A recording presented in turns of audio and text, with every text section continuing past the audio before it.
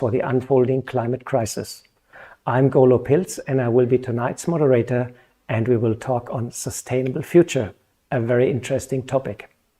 This is virtually the last day of the climate conference, and frustration over the lack of progress is seeping out of the negotiation rooms. The main controversy are still the finances. How much the developed nations are going to pay for the transition to clean energy and for the damage of climate change. The numbers mentioned are staggering, ranging from 200 billion US dollar up to 900 billion US dollar. Is unbelievable amounts.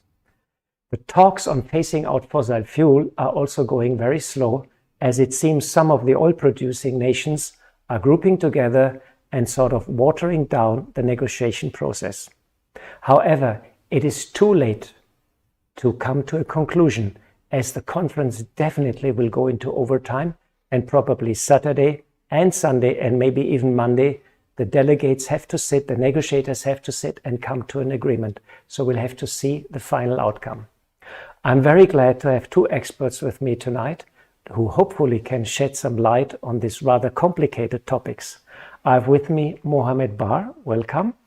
You are the curator of the Faith Pavilion here at COP29, and you are a strategist and seasoned advisor, board member, and a faith and environmental advocate. You worked for 2 decades as a management consultant and later began working for foundations, philanthropists, and NGOs. Welcome, Mohamed. Thank you for having me. I'm also very happy to have Sister Jayanti with me.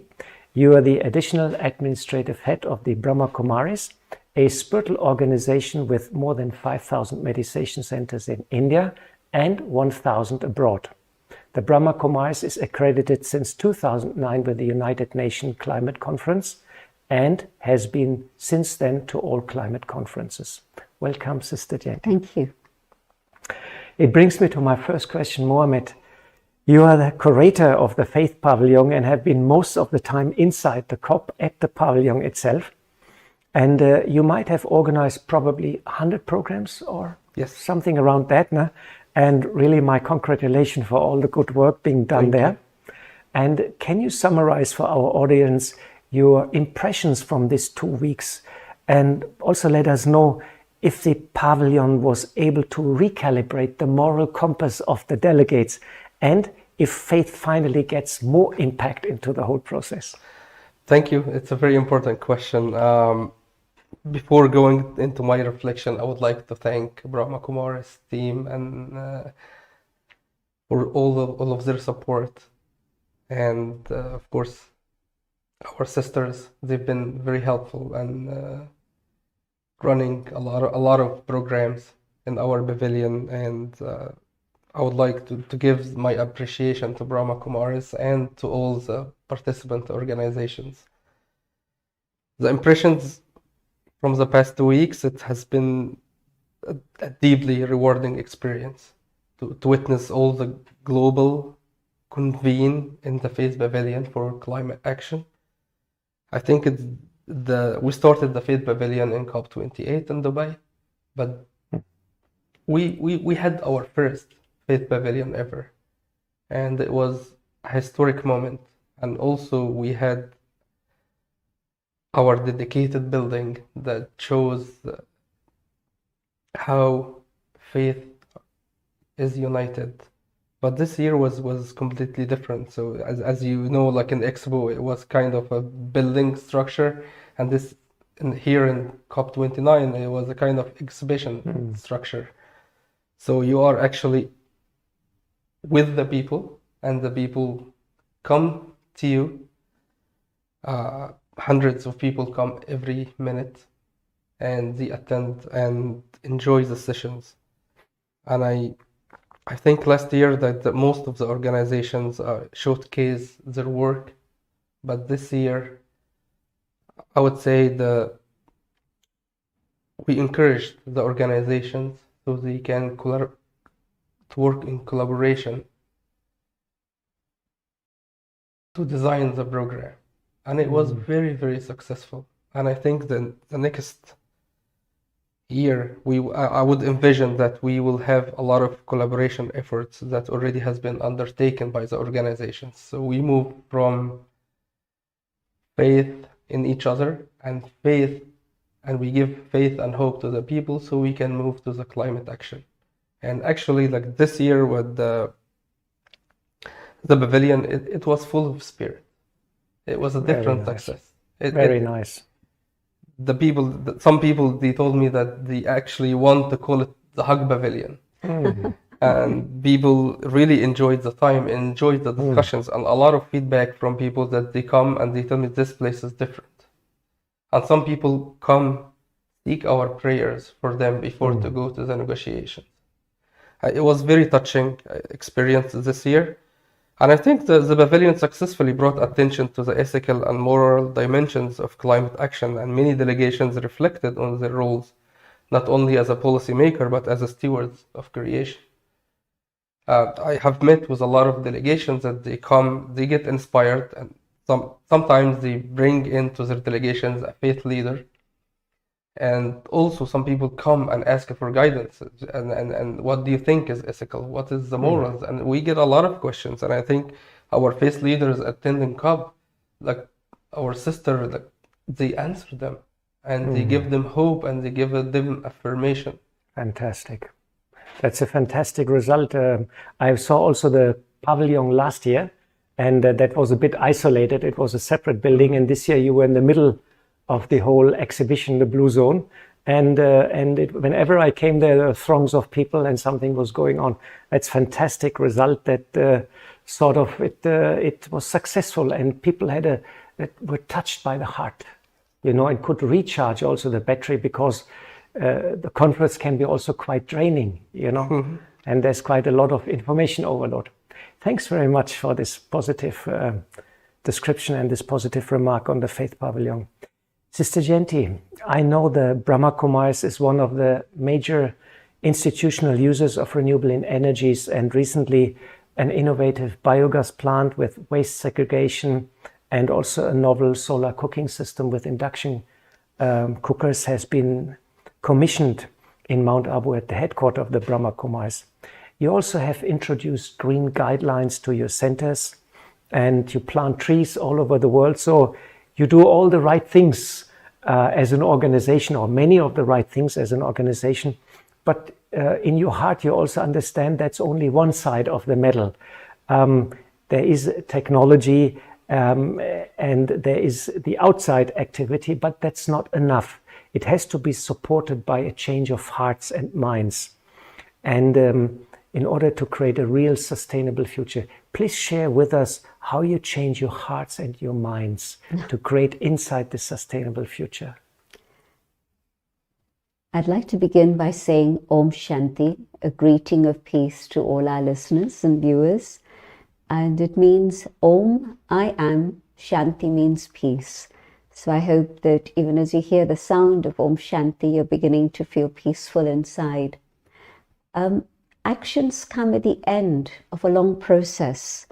And before the action, there's the reflection, the deep thought about it, there's the awareness. And so what we're saying is start with that. Rather than look at the end, start at the beginning, when the mind is just beginning to reflect. And what we suggest is when you go inside and you look at your thoughts and you ask yourself, where will I find peace? Then probably the answer is not by going shopping or even by going to the seaside or to the mountains. You realize that peace is something inside of you. And if you allow yourself that moment of reflection in which you go deeper and deeper, and you discover that space within which is filled with peace, you also realize that happiness is there, that joy is there. And so you begin to ask, well, is buying a new car going to make me happy? Is it buying new clothes that's going to make me happy? Well, we've been doing that and trying that, but I don't think that the degree of happiness has been rising in the world. Rather, I see that there's depression and fear and many, many illnesses that are related to stress and so forth. So it's telling me that all the things we've been doing out there have a place, but it's not enough for human fulfillment and satisfaction. And you have to go inside to be able to experience that. And so I would suggest that if we take a moment of quiet time to see what's going on in our hearts, our heart begins to tell us that instead of going in the right direction, we've been going in the opposite direction, further and further away from our sense of fulfillment. And so when I understand this and I start finding the happiness within, it's very easy to change my lifestyle, to come back to a simpler life of living. Gandhi said, there's enough for everyone's needs, but for no one's greed. There'll never be enough. And so what is my contribution to the planet? Can I simplify my needs so that at least there's 1.0001% difference? But of course, if I start doing things and find fulfillment, others around me see that and they also want to do the same.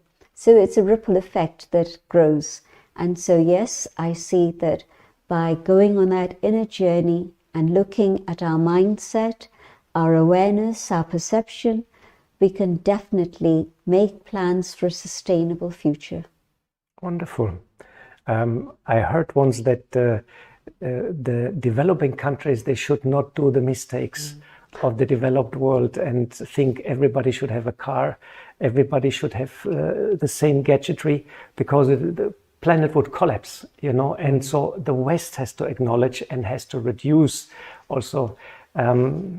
It's connected also to climate justice, actually, in a very thorough way. Yeah. Thanks very much for shedding light on that point. Mohamed, all religions and faith organizations are going green now. Vatican has published the Laudatio Si. Brahma Kumaris is also going green since many, many years. And I was at the Cool Pavilion at a session about buildings of faith and how they can, and the number of 40 million temples was mentioned, which are 40 million churches and temples and mosques around the world exist. And it's a huge amount of properties and buildings. And if they can develop and run in an environmentally friendly manner, it would have a huge impact. So 80% or more than 80% of human population are connected to faith-based organization, and there is millions of houses of worships and temples. How can religions unite and overcome the difference to use the full potential? Because if these numbers are staggering, 80%, millions of buildings of the world, how we unite and use our full potential to turn the tide and bring a sustainable future. Do you please share your thoughts?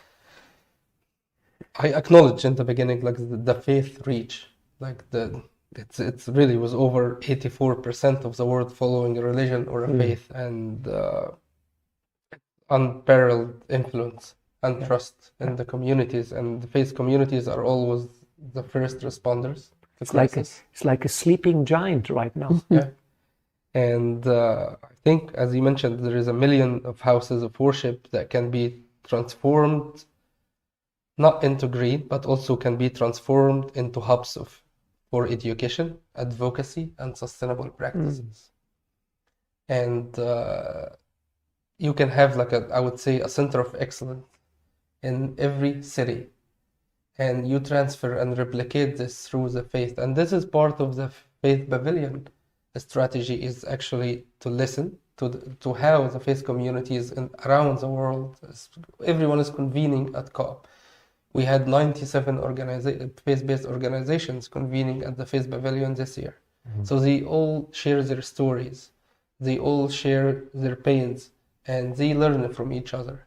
And the platform becomes very powerful. And I think focusing on the shared values such as stewardship and justice and compassion across all faiths, I think we can create an interfaith alliance that foster collaboration. And I think that the Faith Pavilion next year will witness these kind of collaborations between the faith-based organizations, and so we can use this platform at COP to amplify a unified message, hope, but also to amplify action for our faith-based communities. Wonderful. Yeah, it's an incredible power. 85% of the world population. You know, it's like I just had this picture of a giant who's sleeping. You know, and if he starts moving, nothing can stop him. You know, faith, such a power. Thanks very much for sharing your thoughts, Sister Jayanti. From a yogi's perspective, the most powerful force in the universe is God, the Supreme Being. It is said that God knows what's going on, so he must be aware about the climate crisis also. And he's also the healer. And it is said that he can even help us dealing with our personal karma, with the sins of the past. And it seems humanity has a lot of bad karma right now because we have so many problems at hand. Wherever you look, I mean, I just read the news before I came and I just looked, I had an overview and I just said it, put it aside and I said, okay. Because it was just like literally only bad news, environment, war, this, that, everywhere it's going on. Please share with us how this connection with God and this intimate prayer, let's say, can become an instrument to bring hope and transformation for the self, but also then for the society. It's like the sunshine. When the sun comes onto the seeds in the soil, then something stirs within the seed, and whatever is there latent begins to germinate and blossoms. And being in that relationship with the divine, in which I'm connecting with the Creator, means that I'm allowing God's light to shine on me, so that the goodness that is there latent within the soul begins to emerge and be expressed. Mohammed, you mentioned shared values. I believe in that very deeply. All human beings have values which are absolutely identical. You mentioned some of them. There's a very, very long list that we can mention, but I want to mention respect and love especially, because when we experience God's love, then that allows us to value ourselves and be able to experience respect for ourselves. And I think that if respect comes into the world again, respect for human life, we've forgotten that human life is sacred. We think nothing about things that are happening anymore because it's like it's been too much and we've got saturated with it so that we're not responding with any loving feeling or empathy anymore. It's like we become paralyzed. And so it's time to allow God's love to reach us through silence, through prayer, whatever tradition it is one is following. But that will then allow us to become human again. It's as if we become machines, robots, not responding to the needs of the other. And if we can really follow our faith tradition and allow that time for ourselves, then what we'll find that the quality of interaction between humans together becomes very different, and we find a different world. So I believe deeply that faith has the most important role to play, and it's the power of God's love that can finish the account of whatever it is we've done in the past, whatever mistakes we've made. And it's absolutely true that the crises today, climate change is of course the major one, but there's many, many other related issues. And all of these have happened because we didn't allow God's light to touch us. And so we forgot ourselves and we were not able to relate to each other in the right way. Thanks very much for sharing. When you said God is like the sun, I was reminding today's sunshine here, which totally transformed the atmosphere. And 3 days ago it was raining and cold, and it was like horrible to go outside. So I thought about the sun, and I thought, oh, how wonderful it was when the sun shines. You go there, you sit in the warmness, you bath in the sun, and so on. And you made this analogy that God is light and God is like the sun. It's very nice, yeah. maybe more God conscious at the COP will help the process. Yes, and actually what the sister Jayanti said resonate with me and with a lot of visitors to the pavilion. Like I heard some ideas that the people would love to launch like a love campaign, love for the environment and Very love for nice. each other. I think it's very important in the times of conflict and crisis that we love and care about each other and care about nature. We will see magic happen at the COP also. This brings me to the last question, Mohamed. Our topic today is sustainable future. And the COP is virtually ending today. And for sure, the negotiators will have to spend some extra time. But we already know that whatever deal they agree, it will be a weak one. It will be a compromise, literally. And the future of the planet hangs in a very thin thread.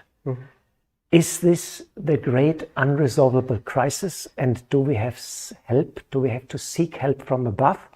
And what role God plays in this whole drama which is unfolding in this emergency? Please share your thoughts. I think, like as you mentioned, the current crisis, the failure to achieve decisive outcome at this COP is really highlighting the human limitations of politics.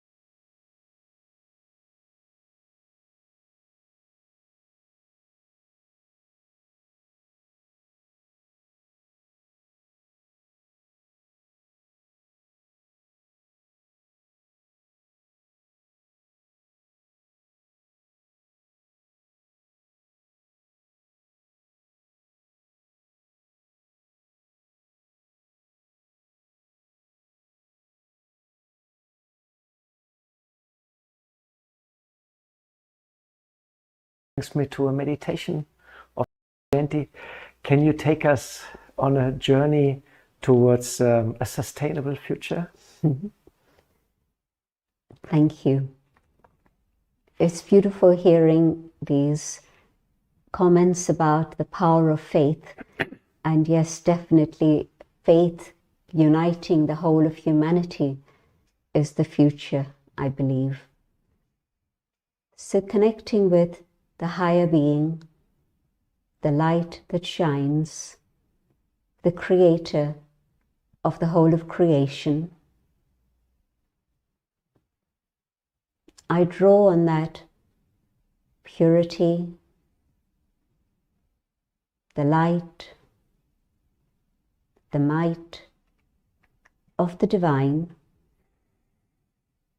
to be able to find stillness and contentment within myself. I learn to respect myself, and then when I look out at my human family, I see them with eyes of respect, and animosity is dissolved. Relationships begin to form on the basis of that respect. And together, we then know how to protect all forms of life, giving them respect and regard. Each species has its own specific role to play. We also look at Mother Nature with appreciation for the abundance that nature has provided, and with great respect. And when we learn to do this, we move towards a truly safe environment, a planet which is absolutely sustainable.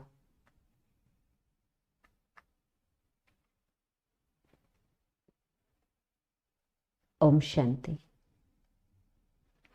Thanks very much, Sister Jayanti, for taking us on the journey to a sustainable future. And thanks also, Mohamed, for coming and sharing your insights from the climate, from the Faith Pavilion. They have been very encouraging. Thanks very much. Thank you. Thanks also to our patrons and sponsors and all our volunteers behind the camera who made this session possible. This is the second last live session from Baku, from Azerbaijan, so it's very special for us. For more information on all our various live sessions, please visit our webpage, echo.brahmakumaris.org/live. You will find all 22 live transmissions there with very, very inspirational and informative topics around climate change and information from the climate conference in Baku. Please stay with us. We are showing a video after this session and show another very interesting part number 2 for Sustainable Future, another very interesting session. And thanks very much to our audience to stay with us, and we all hope you have been inspired and you understand now a bit more in detail about climate change, about inner resilience, and about transformation. Thanks very much and goodbye.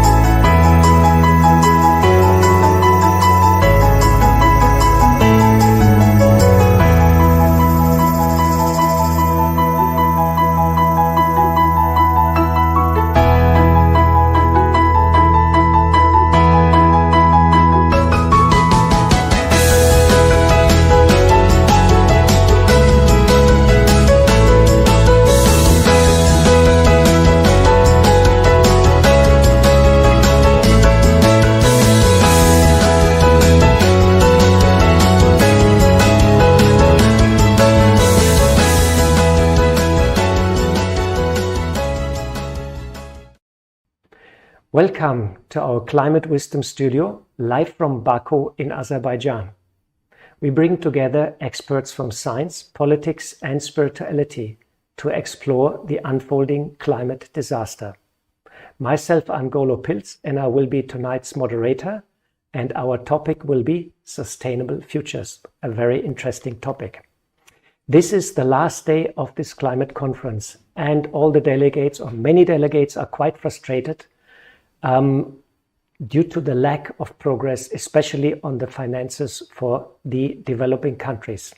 The main controversy is a staggering amount. Some people offer 200 billion US dollar, and some countries they ask for 1 trillion US dollar. In between is the range where the climate conference has to settle down. A staggering amount. The talks on phasing out fossil fuel are also going very slow, and it seems some of the oil-producing countries are very actively watered down the negotiation process. However, it is too early to conclude on this climate conference, as for sure the delegates have to do some overtime. I'm very happy to have two experts with me tonight who maybe or hopefully will shed some more light on this rather complicated topic. I have with me Mahesh Pandya. Welcome, Mahesh. You are an engineer and you live in Ahmedabad in Gujarat, in very populous state in India. In 1996, you founded, I hope I spelled that right, Paryavaran. Paryavaran Mitra, yes. Paryavaran Mitra, which means Friends of the Environment.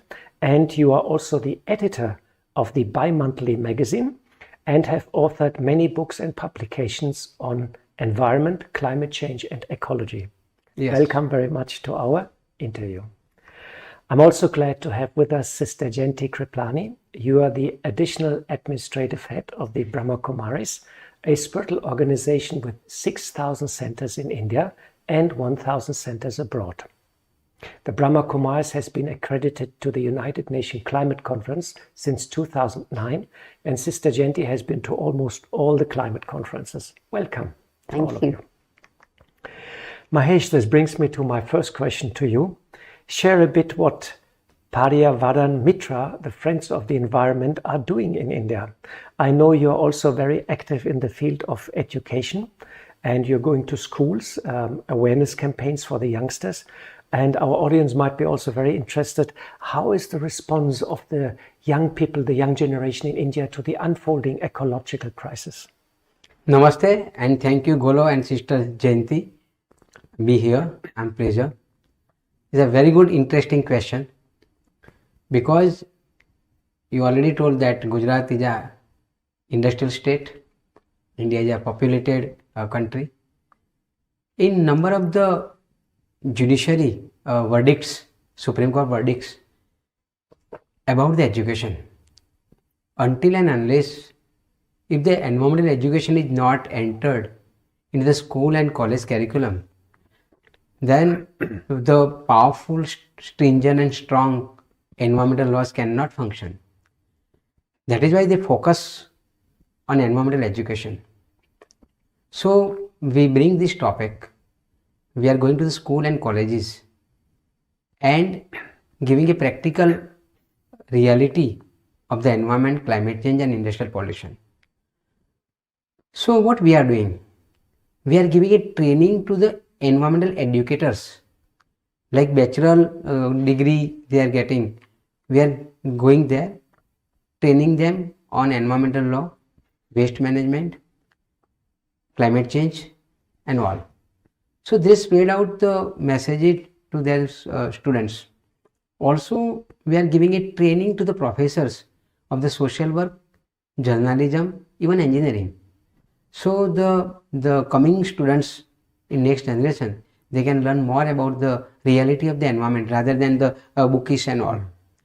So we are getting a good response to school, colleges and universities. Also the government invited me as an expert to prepare a textbook curriculum on environmental education in Gujarat. So that is why we set up a group called the Green Catalyst.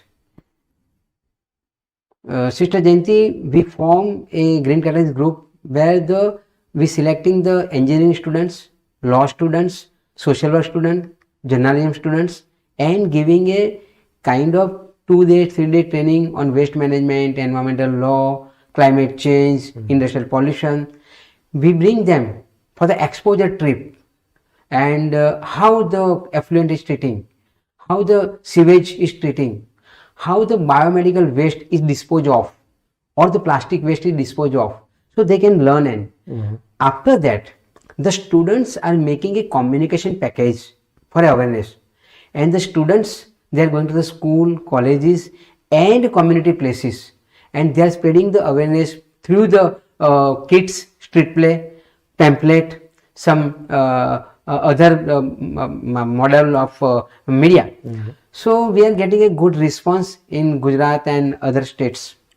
That's wonderful. I like very much when you said that you also train the educators so they can actually replicate it to their students.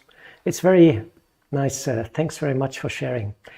Sister Jayanti, yesterday was your last day at the climate conference, and you literally gave your heart and your soul, you can say, and spoke in so many programs and shared your spiritual insights. But you also listened to many speakers, and I'm sure you might have been touched by one or the other story.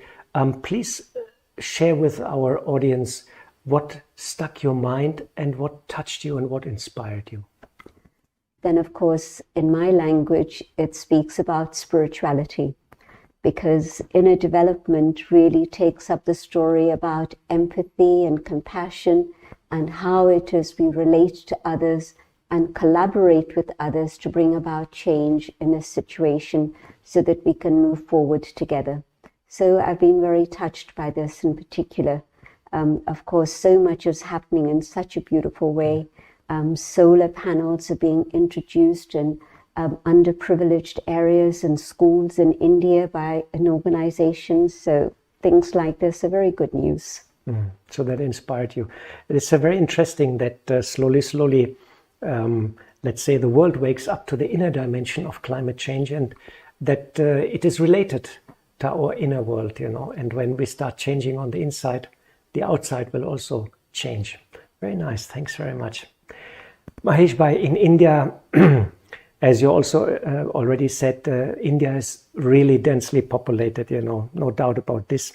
And it's also on the trajectory for industrialization. I think the current government gives a priority to that.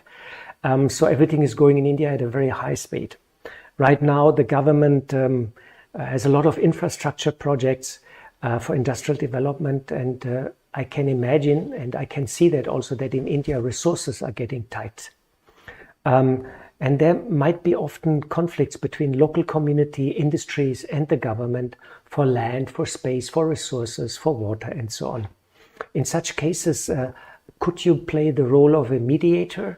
Have you done that? And how are you able to help local communities to deal with such situations? Mr. Golo, these are very good questions. I'm an environmental engineer, and at that time, 30 years before, I have a good opportunity to work with the government or the industries. But I think that the pollution issue is in large scale, and indigenous people and poor people are very badly affected with the pollution. Also, they lost their land, farms, everything because of the highly speed industrialization. So I decided to become a bridge between the industries, government, judiciary and community people. And that is why Paryavaran Mitra, going to the community, try to understand the issues, and then we put it forward before the government or the industries. And sometimes we are also going to the High Court or the Supreme Court on behalf of the community to get the justice. But before that, we are playing a mediator role between the industries and community, government and community. And then last resort, we are going to the judiciary. Because the the environment is a new subject even today for the judiciary. They could not understand the technical words of the environment like pH, COD, BOD because they are from the arts and commerce graduation. So that is why what we are doing is we are trying to simplify the terminology of the environment for the community, for the judiciary also. What is the environmental impact assessment? We are teaching to the community how to raise the issue because we are believing non-violence. Whatever we are working in the faith of the democracy. In the democratic way, we are raising the issue before the government or the judiciary or the industries people. So we are giving a training to the community. We are helping them technically, legally. And then after all, doing a good advocacy in the even the assembly or in the parliament, we are raising a very good questions or the problems of the community regarding the industrial pollution or the land grabbing or the land acquisition before the assembly or the parliament. And then finally, if nothing happen, then we are encouraged to take a benefit of the judiciary and go into the judiciary. So that is our role. So we are playing a positive role. So industrial growth is also going on and not much damage to the community. So this is the role, positive role and positive criticism regarding the industrialization. So sometimes government is also asking us, they are calling us, judiciary is also inviting us that why don't you become a party in the any case. So we are helping and we are becoming a bridge between the community and the government or the community and the industries. I heard also that recently there was a landmark case in Delhi in the High Court. It's about clean air. That some people they said that we have the right. It's a basic human right to have clean air, and the court agreed to that. And it might have some further implications in the future for government and for industries. So that's very nice. Thanks for sharing. Yeah, Golo, that is why the most time the Supreme Court is telling that create a awareness among the youth, among the students. Okay, very nice. Thank you. That brings me back to Jayanti Ben. You are an accomplished yogi practitioner since more than 50 years. And yoga is an old Sanskrit word and means union or connection. And connection with the divine for changing, bringing a profound inner change. It is said regular meditation builds up inner strength, resilience, and also gives hope. How this will help to bring us a sustainable future? I see that materialism and consumerism are the two things that have brought humanity to the present crisis, because consumerism is rampant.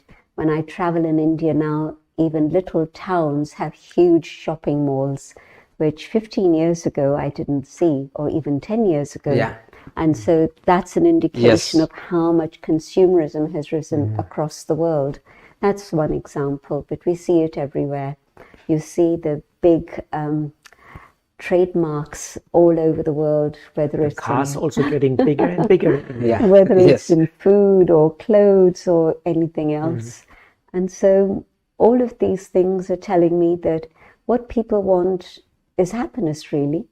You go by things thinking this is going to make you happy. And what yoga does is to remind me that happiness is inside of me. And yoga means union of the self with the divine.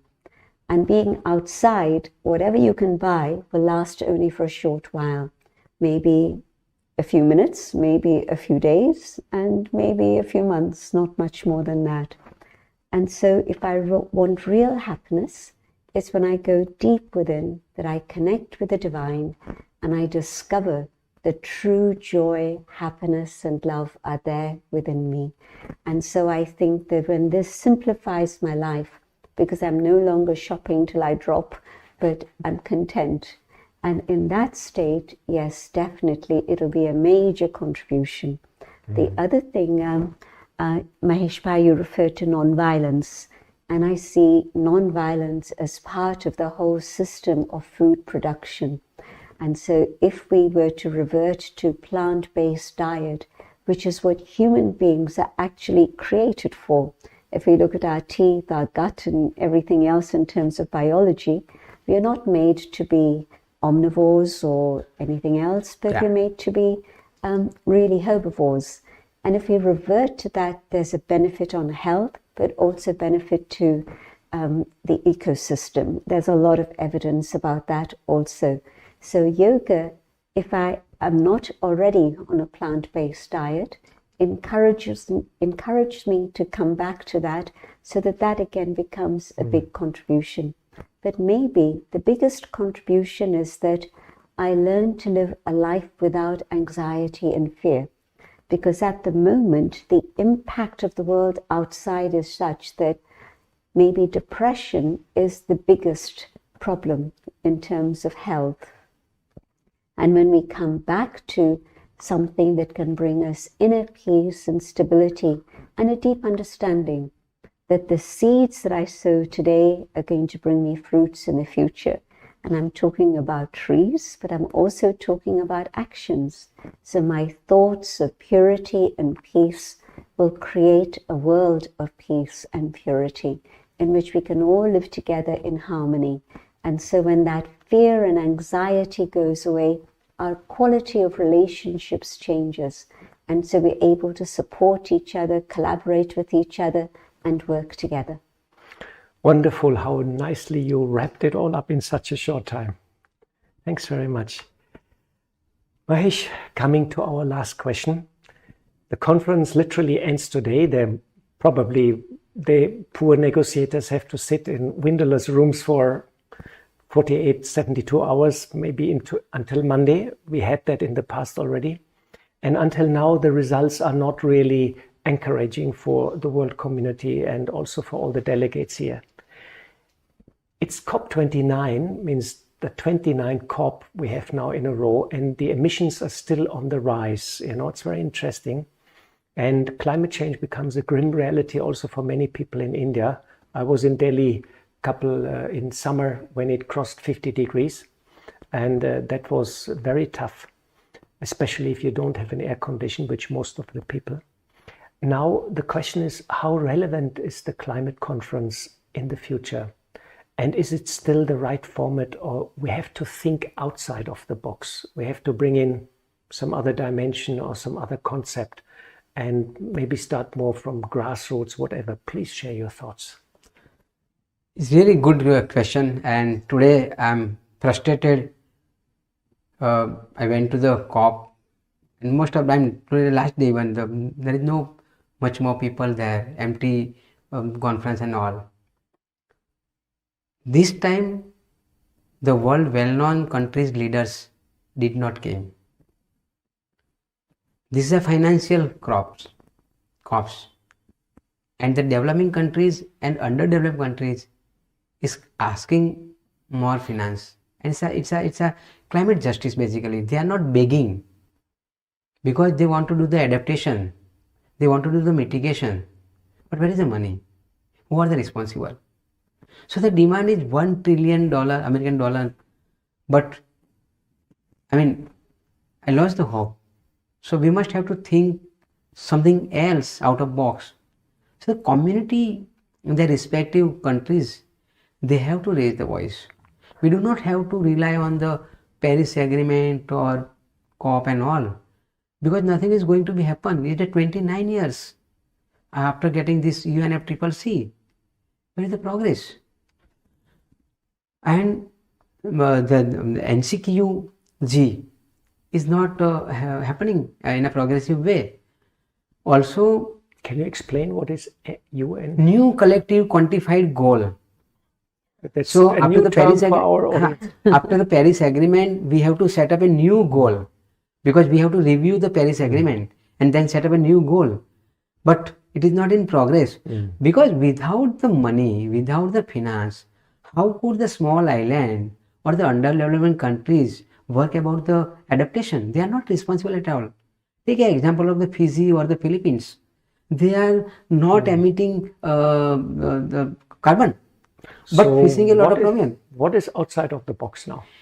And that is why that is why, because the developed countries are going there to develop, even in India. India is inviting the many industries over here, and you already mentioned about the Delhi. They crossed the 500 AQM, 500 ppm. It should be 100, but it's 5 times more than that. It's difficult to take a breath. So money is not only matter. Only the GDP cannot function. Either the 3 trillion American dollar GDP or the 10 million American dollar GDP. I want pure water, pure air. I want clean my Sabarmati river. And that is the basic issue. So this is also fight and dialogue with our government also, that please keep balance about the development and environment. If you are developing a lot, but on the other hand, we are depleting our natural resources. We are losing the local job.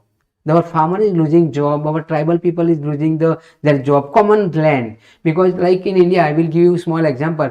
I know the time limit, but in my state, we have a thumb rule that if there is 100 animal in a one village, so we have to keep 40 acre of the land reserve. So the cattle keeper, they can earn, and it's a rural economy. But now the 70% villages in my state, they are a zero common land, zero grazing land. Now they became jobless. On the other hand, the GDP is increasing. India is getting developed, and the Nigeria stated day before that there is no need of India because they are come under the developed countries. But reality is different. Yeah. So you mentioned also about the communities, local communities, Yes. and I think that is also one valuable idea which you brought up to strengthen local communities, and instead of waiting that from the top the big solutions are coming, that we look at the communities and develop the communities and make them strong and build their resilience and hope, and start with climate action wherever possible. Thanks very much for all these insights. And this brings us now slowly to the end of our session. And I would like to ask Sister Jayanti to guide one meditation for a sustainable future. Hearing all these things that we've been listening to, I know that inner development is the most important issue. And so can I turn inwards? And can I find within myself the power to bring about change? I know that there is a possibility of goodness within, but I know I need help to emerge that. In the awareness of the eternal self, the being of light, I connect with the divine, and from the source of peace, truth, and love, I fill myself with power, but a power that is gentle, filled with love and peace, but a power that guides me towards truth, a power that reminds me of using my inner happiness so that I can be less dependent on things out there. As I begin to change inside, I have the capacity to change my lifestyle and contribute towards a sustainable future for all.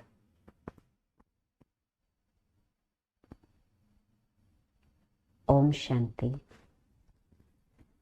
Thank you. Thanks, Sister Jayanti, for taking us to a beautiful future.